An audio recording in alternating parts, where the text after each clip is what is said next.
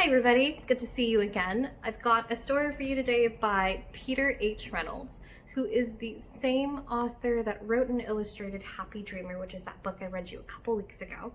This one is called The Word Collector, and I haven't read it either. Oh man, sorry if that's some weird person distracting me on the side there. So this is The Word Collector by Peter H. Reynolds. And I'd like to thank Orchard Books for letting me read this to you. Here we go. Oh, here's the cover.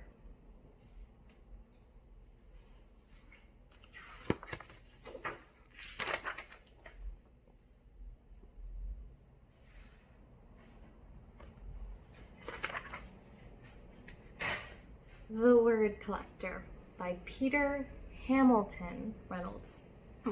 I did not know that the H stood for Hamilton. I learn something new every day.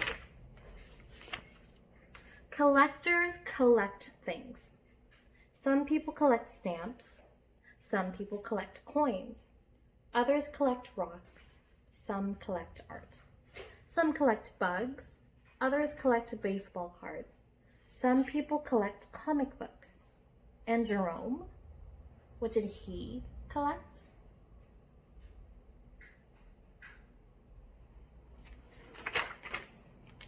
Jerome collected words. He's holding the word wonder here. He collected words he heard. My trip to Peru was perfectly pleasant. Certain words caught his attention. He wrote the word Peru down right there.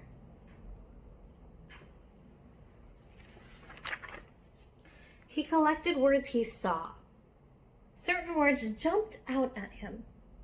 The sign says Willow Tea Shop, and he wrote down the word willow.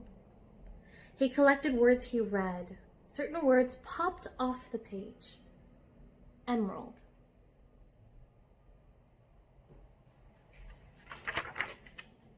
Short and sweet words like spark, bloom, drift, dream. Two-syllable treats like treasure, motif, whisper, candid, hover, glimmer, and multi-syllable words that sounded like little songs.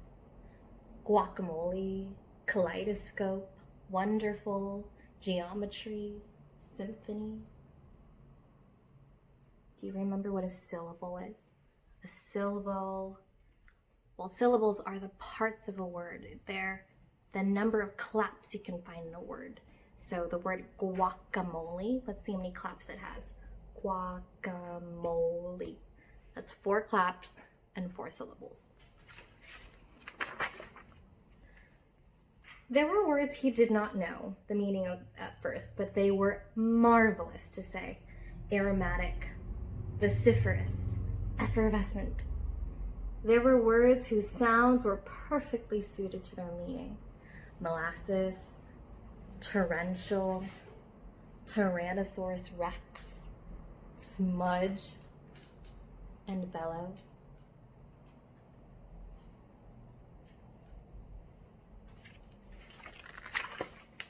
Jerome filled his scrapbooks with more and more of his favorite words. Jerome's collections grew. He began organizing them: dreamy, science, sad, action, poetic. One day, while transporting them,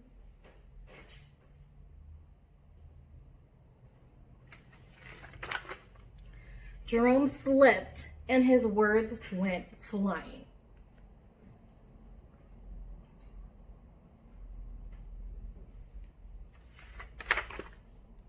As he began to pick them up, he noticed his collection had become jumbled. Big words next to little words, sad words next to dreamy words.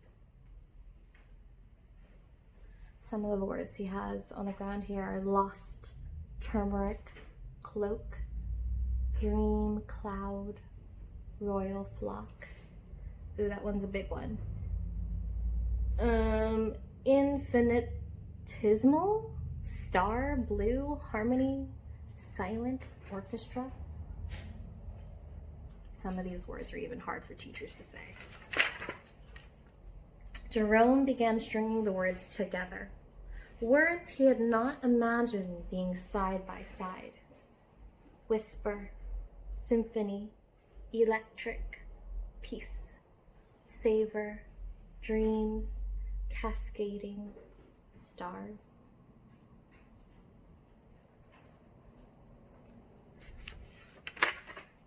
He used his words to write poems. He used his poems to make songs. They moved. They delighted.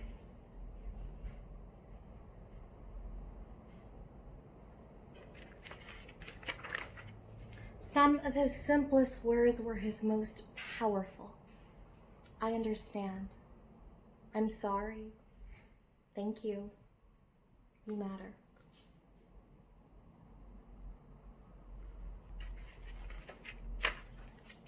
Jerome eagerly collected more and more of his favorite words. To eagerly do something means you can't wait to do it. So he's excited to collect more words. The more words he knew, the more clearly he could share with the world what he was thinking, feeling, and dreaming. One breezy afternoon, Jerome climbed the highest hill, pulling a wagon packed with his word collection.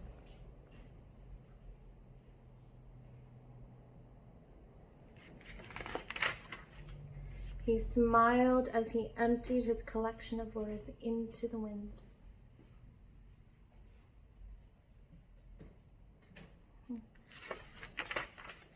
He saw children in the valley below scurrying about collecting words from the breeze.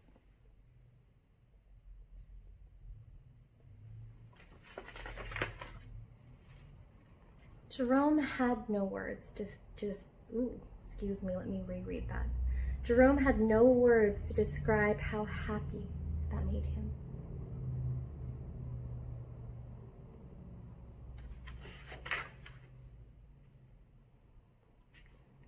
Here's that last page, and the words together say, reach for your own words.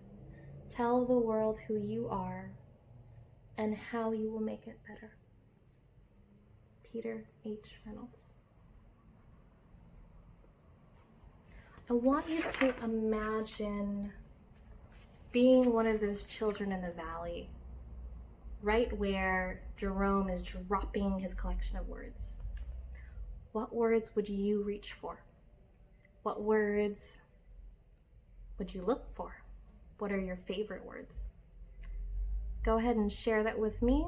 Send me a video, send me a voice clip, send me a little note. You can do that on Seesaw, or you can just have your mom and dad text me. If you're listening to this from the NES channel, do that with your own teacher, and we'll see you next time for another Read Aloud. Bye, friends.